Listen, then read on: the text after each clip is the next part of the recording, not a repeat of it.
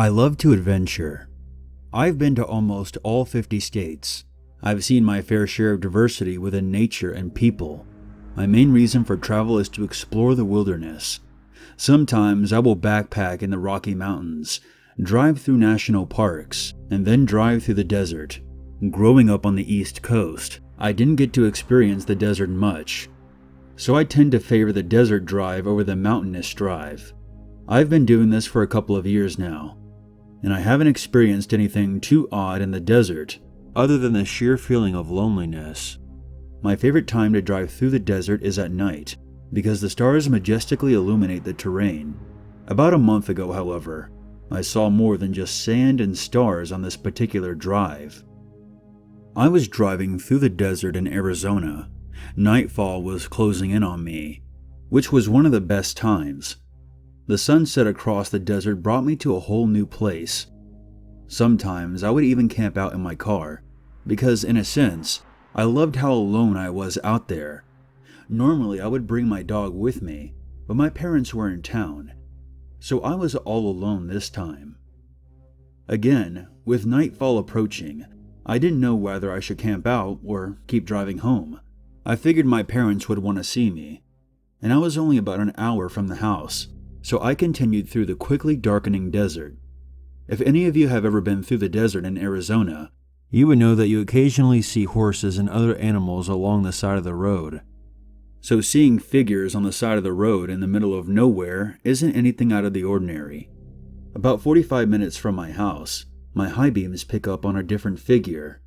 It looked like a person. Being the generous person that I am, I pulled over to see if anything was wrong. As I approached, I noticed the person wasn't moving at all. They were just sitting upright. They didn't seem to notice that I was even there. His head never turned. "Are you okay?" There was no answer. No acknowledgement that I had said anything. The man was poorly dressed, rather pale, but surprisingly clean-shaven. He was oddly skinny, though, and the more I focused on him, the more I realized how abnormally skinny he was. "I, was driving by and noticed you. I wanted to make sure that you were okay." Still nothing. He was staring straight at the ground. I sat there awkwardly for a couple of seconds, until I finally saw his jaw move. "I need some water." His voice was deep. It didn't sound like a person. I can't quite explain it, but his voice just sounded off. "Okay, man, let me grab you some out of my car."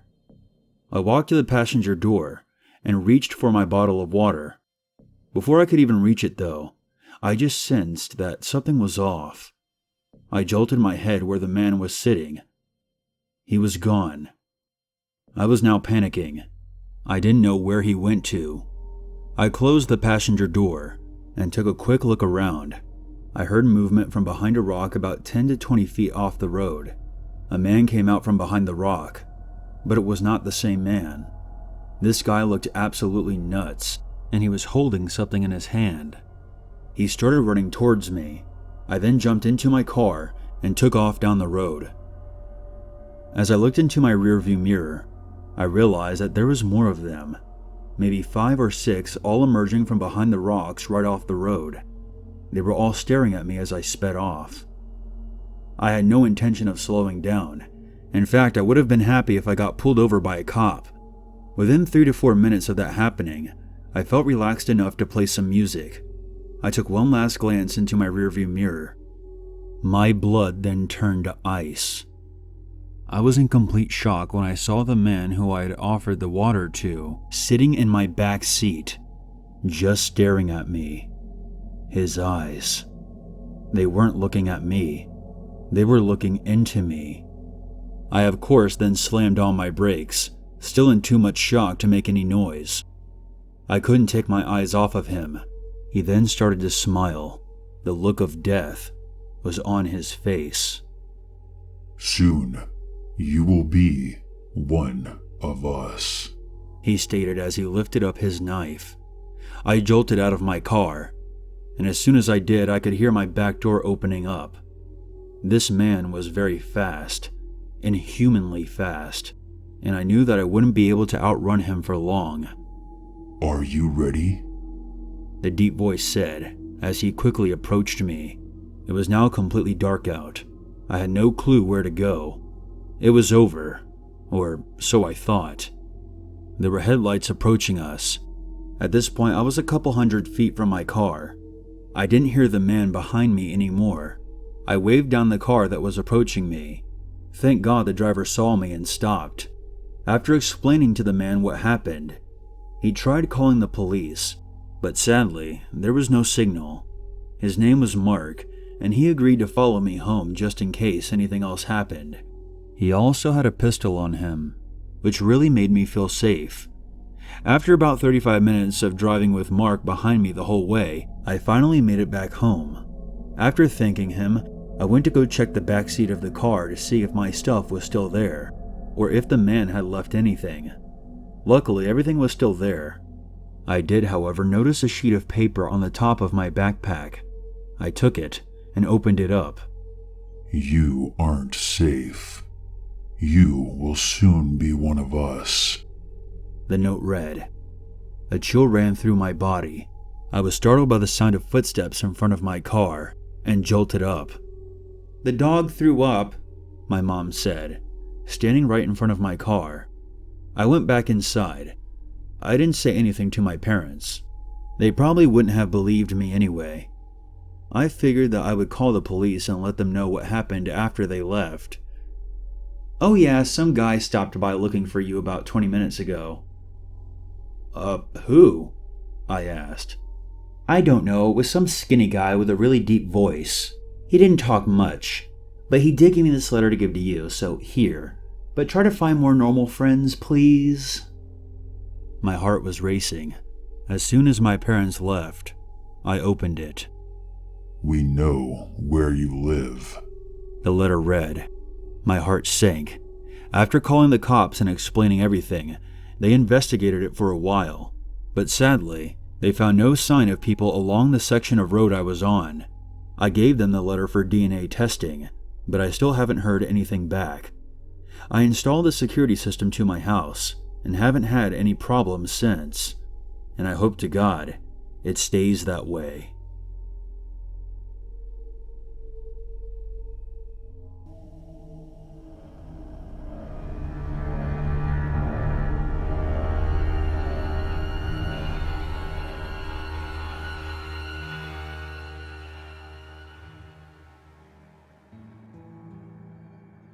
There is a single stretch of I-70 in Utah between Salina and Green River, over 100 miles with no services, no hotels, no restaurants or gas stations of any kind.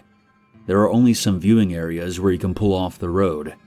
It's a hell of a drive, and don't get me wrong, those Utah mountains are stunning in the daytime, and at night you have one of the clearest views of the stars you can find. But 100 miles is a long way to go, especially at night. Anyone who has driven that stretch of interstate can tell you, it's not very busy, even during the day. Approaching dusk, traffic becomes even more scarce. And by the time the middle of the night rolls around, you can drive for miles and miles and not see headlights from another car. And don't even get me started on cell service out there. Definitely not a place you want to be stuck in, especially at night. The thought of breaking down out there on a dark night with no one around for miles is enough to give anyone second thoughts about attempting the drive. Unfortunately for me, I was in a hurry, so I decided to go for it. A little backstory. I'm originally from a city called Lincoln in Nebraska, mostly known for the college sports team, the Cornhuskers. I was born and raised there. I lived there up until I was about 25, and then I decided that since I was single, with no kids, that now was the time to get out there and explore, so I accepted a job in LA and moved out west. Most of my family still lives in Lincoln, so I try to go back and visit every once in a while. This particular Sunday I got a call from my mom around 2 p.m. My grandpa, who had been in a nursing home since he had a stroke, was getting a lot worse. They didn't expect him to make it to the end of the week, so if I wanted to go and see him, I should do so sooner rather than later. Unfortunately, I was out of a job, but this meant that I had the time to go and see him. Last-minute flights can be rather expensive, so I decided to drive. I had made the drive before. It certainly wasn't fun, but it was a much cheaper option, and I figured I should try and drive all the way through. And luckily for me, I had gotten my car serviced a couple of weeks prior. 2 hours later, I was packed up and on the road with my dog, Chance. It was a pretty uneventful drive for the most part. Daylight faded, and I remember being disappointed that I would be driving through Utah and most of Colorado at night, and I would miss out on the beautiful scenery. I love looking at the stars, but it's hard to enjoy them when you're driving 80 miles per hour. And since I was in a hurry, I wouldn't be stopping to get a better look. So I resigned myself to just singing loudly to keep myself awake. We've all been there, right? A little after midnight, I finally got to Salina, Utah. I passed the billboard that warned motorists of what's to come. No service for 110 miles. It's paid for by the city of Salina, and it's a good thing too. According to the gas station attendants, several times each week someone comes walking up to the building because they ran out of gas. So I stopped and filled up, and was immediately back on the road. It had snowed recently. The roads were clear, but there was still snow shoveled off to the sides. Now, I'm the kind of driver that speeds everywhere I go. The speed limit on this particular stretch of road is usually around 80 miles per hour, so I'm typically going about 90, except on the steep grades, which there are plenty. I've been driving about 30 minutes at this point. I had passed a few cars several miles back, but they're too far gone to even see their headlights.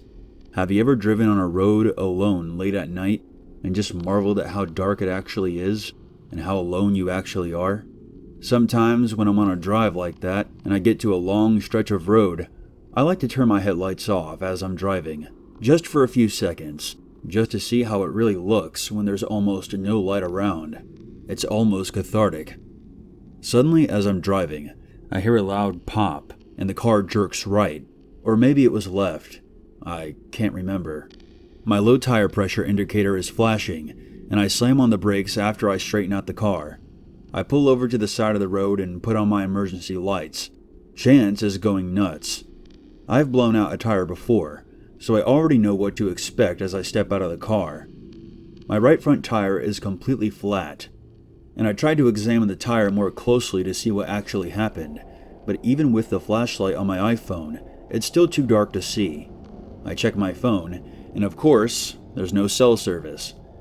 I roll down the rear passenger window so Chance can stick his head out and get some fresh air, while I replace the tire. I get to work, grumbling under my breath that of course, I'm just about halfway to Green River, and I'll have to go the rest of the way on my spare tire, which would significantly slow me down. I removed the spare tire and the jack from the trunk, and went to go get started. As I made my way back up to the front of my car, I froze. Someone was walking towards me, their silhouette barely visible at the very edge of my headlights. Chance didn't make a sound. They continued walking until they were about 30 feet away from my car. I couldn't make out any distinct features. They were just tall, 6'5", maybe 6'6". At this point, no cars had passed me going east since I had pulled over. So after the initial shock of seeing another person, my first thought was, where did this person come from? They just stood there, unmoving, staring at us. Chance still didn't make a sound, but he was now staring at the figure ahead like I was. I won't lie, I was scared shitless. Who was this person? Where did they come from? And why were they just staring at me? Why isn't Chance barking at them like he does everything else that moves? I put down my spare tire and hesitantly asked, "Hello?" I was still hoping that my eyes were playing tricks on me.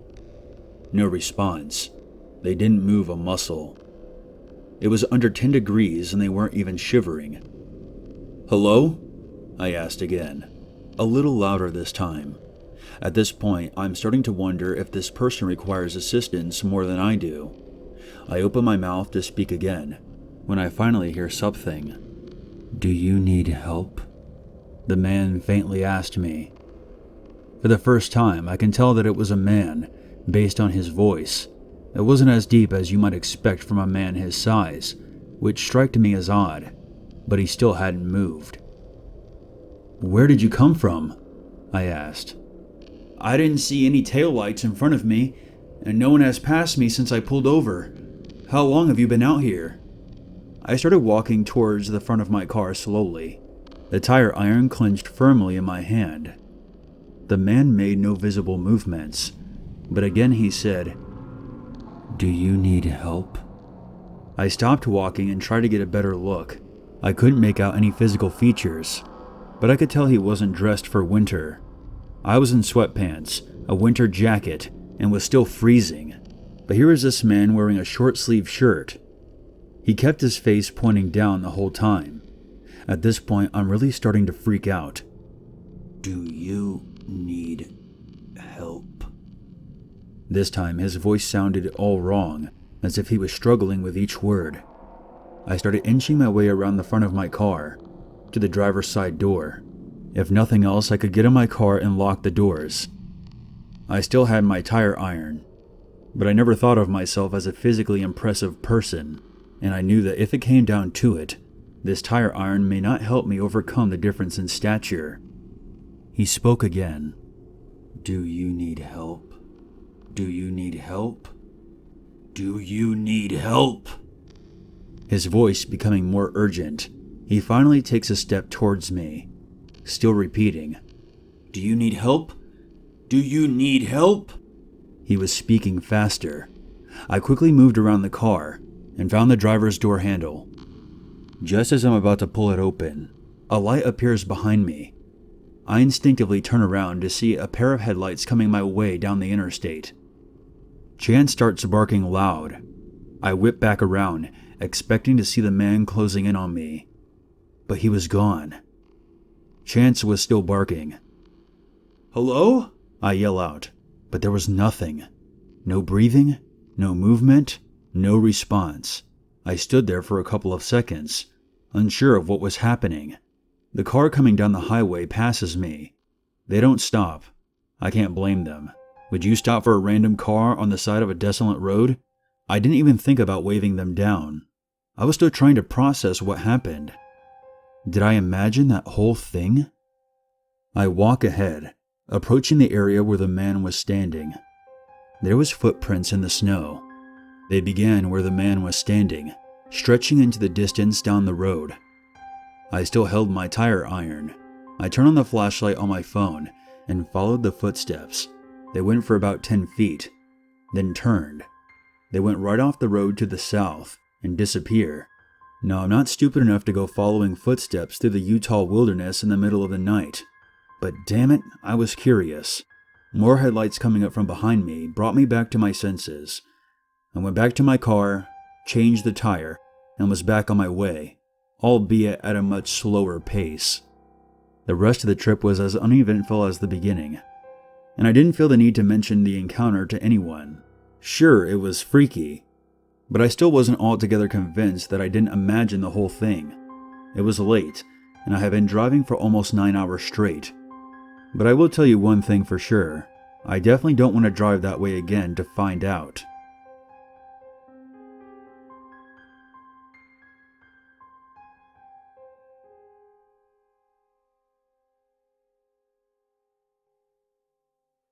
There's always a reason to be afraid.